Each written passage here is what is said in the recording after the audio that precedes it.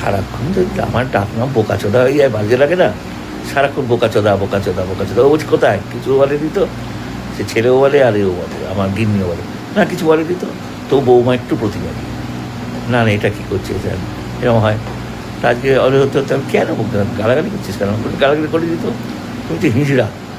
এই হিজড়াটা শুনে কার না মাথায় রাগ হয় বলুন তো?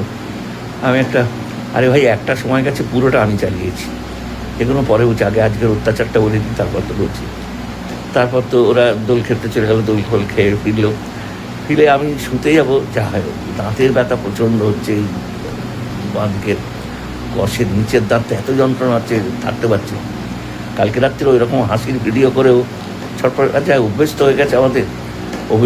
অভিনয় করতাম যখন, তখন কিডনি স্টোন নিয়ে আমি পাঠ করেছি, হ্যাঁ, তখন স্বরলিপি নাটক বিশ্বরূপায়, এবং তাতে আমাকে বলতেন আপনি না এলে সিনটা খুব ভালো হয় না, অপর্ণা সেন, রিনাদি আর কি। যাই হোক এই তো অবস্থায় চলছিল। তা আমি বললাম যে বাবা এসে দেখি, শুতে যাবো, যা খাওয়া দাওয়া হ্যান ও কোনো ব্যাপার না, কোনো মানিয়ে নিই, আমি সবই অনেক মানিয়ে নিই, যেগুলো মানাতে পারি না আজকে। একটা জামা কাপড় সমস্ত আমার ওখানে ঠাস করা, আর আমার খাট তো খাটওয়ালা একটা মরার চ্যাগড়া, দেখছেন তো ঘরের অবস্থা। আমি না যেটা হাত দেবো কি জামা পাখা নেই, উপরের পাখাটা ঘুরছে না কেন? মিস্ত্রি আমায় ডেকে করাতে হবে, বুঝলেন? ছেলে পয়সা দেবে না, তো ছেলে বিরাট চাকরি করে, স্কটিশ চার্চ কলেজের স্কুল থেকে 1 থেকে 12 ক্লাস পড়েছে, তারপর উচ্চ মাধ্যমিক, তারপর এই করে 2005 বোধহয় অনার্স গ্র্যাজুয়েট। এই 2005 থেকে হাঁ করে বসে আছে, দে না তুই ব্যাংকে ফ্যাংকে চাকরি কর, একটা অ্যাপ্লিকেশন দিয়ে তুই পেয়ে যাবি। কারণ আমার শেষ একটা 1.5 লাখ টাকা দামে 1.5 লাখ টাকার এই ছিল, ওই পেড আপ করা LIC, সেটাকে দিয়ে দিয়েছিলাম। বলে বাবা এই করবো, ওরকম কি কম্পিউটার ভাই শিখলো, সে খুব ভালো নম্বর নিয়ে পাস করেছিল। এত পরে যদি বাবা খারাপ হয় আর কী করতে পারি বলুন তো? খুব ভালো চাকরি করে এখন ওই আপনার এতে আছে, কী বলে, রিলায়েন্স ডিজিটাল আছে, তার একটা স্টোরেরও DM, বলে 20,000 টাকা মাইনে পায়, সে যা পায় পাক। আমার খাওয়াটা দেবে তো, খাওয়া তো দেয় না। আর একবার বলেছিলাম, আমি আজকে সত্যি বলছি, আমার একটা ভিটামিন বলুন বা একটা প্রেশারের ওষুধ বলুন, কিচ্ছু কিনে দেয় না সমস্ত। তাহলে প্রেশারের ওষুধগুলো খালি কেন? আপনাদের দেখিয়ে দিচ্ছি একটুখানি, প্যাকেটের পর প্যাকেট সমস্ত খালি। আজকে আমার বোন প্রত্যেক মাসে 3,000, রপ্তাঙ্গ সাল আমার ছোটো বোন, সে প্রত্যেক মাসে 3,000 টাকা করে আমায় মানে ভিক্ষা দেয় বলতে পারেন, বা দান করে, তবেই আমার চলে, নাহলে চলে না। কারণ সব তো সংসার পেছনে খরচা করে দিচ্ছে, কী করে চলবে বলুন না? তো এইবারে ওর খেয়াল হলে একদিন বিয়ে করবো। আচ্ছা বিয়েটা পরে বলছে, আগে এইটা বলছে, আজকে কী অসহনীয় এই আমার সহ্য করতে হচ্ছে। এবার ওইটা করেছি, আমি অনেক করে ডাকলাম, অর্জুন শোন এদিকে, অর্জুন এলো না। আমি আমার গিন্ডিকে বললাম, গিন্ডিও সরালো না, মা।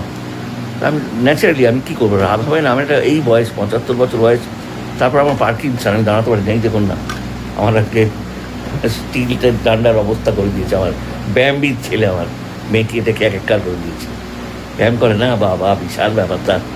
ঘরটা তো আমার ব্যায়ামের হয়, কী বলি বলুন? মেয়েকে এক কাল করে দিয়েছে। থানায় ফোন করেছিলাম, থানায় বোধহয় আজকে দোল কি মদ কি ওই জন্য বললো অ্যাকশান না, সবচেয়ে বড় অ্যাকশান তো আপনারা, ইচ্ছে বড় জনগণ যদি আমায় বলে না এটা অন্যায় হচ্ছে, আর কে কী করবে বলুন দেখি, ঠিক না? তা আমি বললাম ঠিক আছে, এগুলো আমি ফেলে দেবো, কিন্তু ওরা টান মেরে ফেলে দিচ্ছি। ও বাবা, ফেলটা দৌড়ে এলো, কী করলে বলে, ওই ভাবো 12-13 বছরের বাচ্চা, তাকে শেখানো হয়েছে। ওই ছোটোবেলায় একদিন আমি ধমকাচ্ছিলাম, ওর বাবা ওকে বললো, এবার যদি তোর দাদাই কিছু বলে আমায় বলবি আমি অফিস থেকে মস্তান পাঠিয়ে মেয়েরে ওকে পাট করে দেবো, তার শাস্তি হবে না। সে বোকা চোদা আমায় বলবে না তো কী করবো? একদিন ধাক্কা মেরে ফেলে দিল, আমায় ছিটকে গিয়ে পড়লাম, হাঁটু কেটে গল করে রক্ত। ছবি আমি পোস্ট করবো পরে, আগে আজকের ঘটনাটা জেনে নিন। এবারে হলো কি, আচ্ছা ফেলে দিয়েছে, ফেলতে আবার তাকটা পুরো ফাঁকা করে দিল। ডাক্তার ইন্দ্রনীল চক্রবর্তী আমায় পুরো এত 1000 টাকার রিপোর্ট করিয়ে দিয়েছিল বিনা পয়সায়, ভাবতে পারবেন না। 4বার 5বার 6বার, এখনও যদি বলি ইন্দ্রনীলবাবু আমার একটু দেখে দেবে গো, দেখে দেয়, কারণ জানে তো আমায় কেউ দেখার নেই, কে দেখবে? আমি চুষে নিয়েছে সমস্ত। আমার গরুর যদি 4টে বার থাকে 5টা বারও শেষ, আমার কিছু নেই, আর খটখট লবডাক্ত হয়ে গেছি। বলে মদ খেয়ে উঠেছি, আরে মদ তো খেতে হবে 1 দিন 2 দিন, আর বাদ বাকি দিন এমনি ক্লাস এইতে 1-2টো করে উঠে গেল। বা এবারে মারবো বলেছি খালি, ব্যাস ছেলে দৌড়ে চলে এলো। রে বাপ রে বাপ,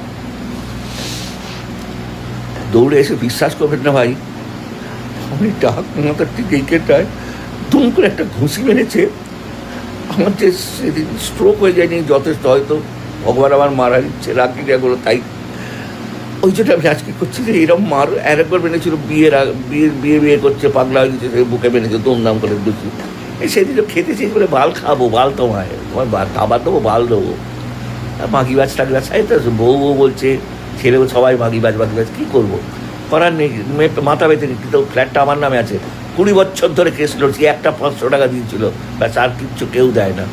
তো এইরকম অত্যাচার সহ্য করতে এখন মেরে এটাকে পেকিয়ে দিল, এবার আমি হাঁটবো কী করে? 400 টাকা দিয়ে আমি কিনেছি, আমার ভিক্ষের টাকা, ঠিক আছে, কিন্তু কিনেছি তো আমি, মেরে ভেঙে দিল ভাবুন। এবারে বলছে যাও ডাকো তো আবার পুলিশ, সব মিথ্যে।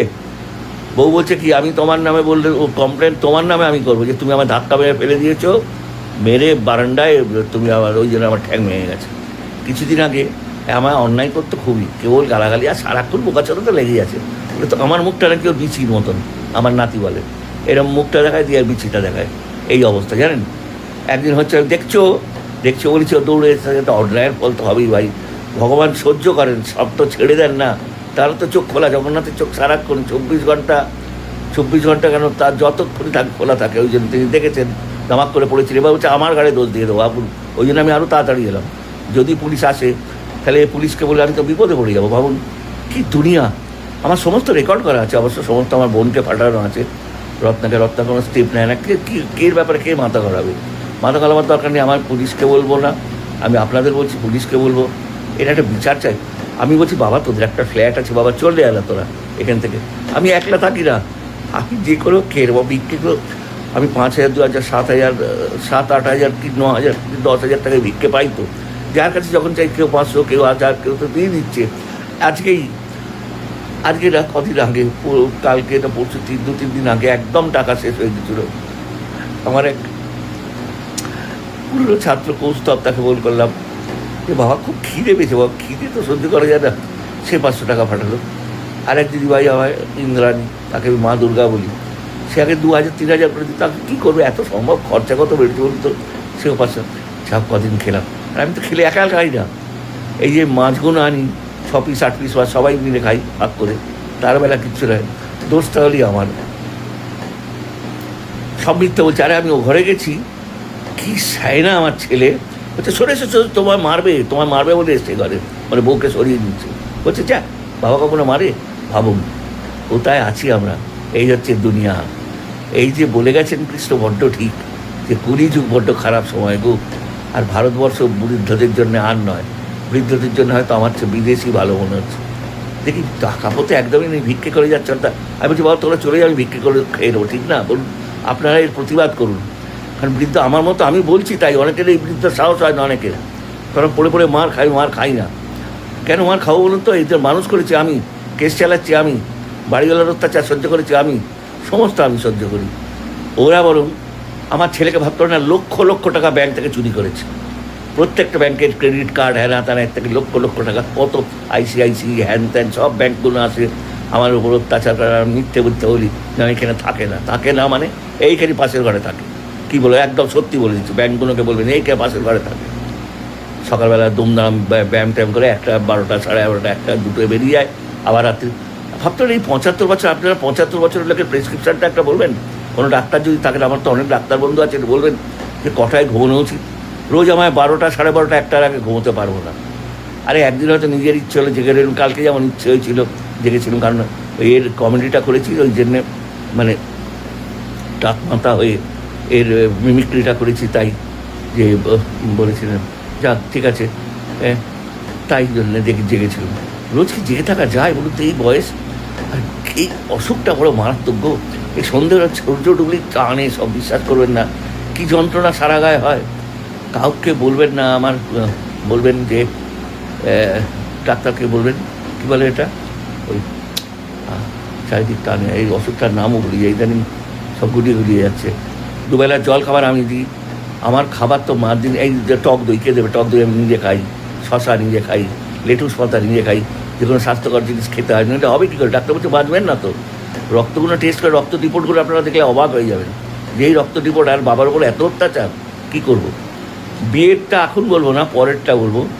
বিশ্বাস করে আজ থেকে এই নাতিটাকে আমি একদম মৃতপ্রায়, তখন ও 5 মাস বয়স নার্সিংহোমে দিয়ে কোনো তখন বেকার তো তখন গালে হাত দিয়ে বসে থাকতে হাত করে আমার কাছে এসে বাবা কী হবে বাবা বউ একবার বললো ব্যাস গিন্নির কথা শুনে সোজা নিয়ে গেলাম নার্সিংহোমে সে নার্সিংহোমের বিল ফিলে সমস্ত রাখাচ্ছে নার্সিংহোমের নাম বলে দেবো গিয়ে দেখবেন না সেই থেকে আমি মা ছট ভাইয়াকে এত মানি ছট ভাইয়া একজন বলেছিল ছট ভাইয়াকে ডাকানো ভালো হয়ে যাবে এই ভালো করে এনে বাবু আমার এক জ্যোতিষী বলেছিল না এর ছক খুব খারাপ একে নেবেন না একে আপনি রাখলে আপনাকে বরবাদ করে দেবে সম্পদটা সত্যিই বরবাদ হয়ে গেল মারছে আমাকে ভাবতে পারেন নাতি বোকাচোদা বলছে নাতি মারছে এই দেখুন আজকে ওর জন্যই তো এটা ভেঙে গেল আমার মেকিয়ে দিয়েছে আর কি কাজ হবে 400 টাকা তো গেল আমার কে দেবে আবার কার কাছে 400 টাকা পাবো বলুন তো যাকে আজকের মতো রাগ করবেন না আজকে থাকেই তো তারপরে দেখি পুলিশ কি স্টেপ নেয় তারপরে আবার আপনাদের কাছে আসবো। হ্যাঁ নমস্কার বন্ধুরা, নমস্কার।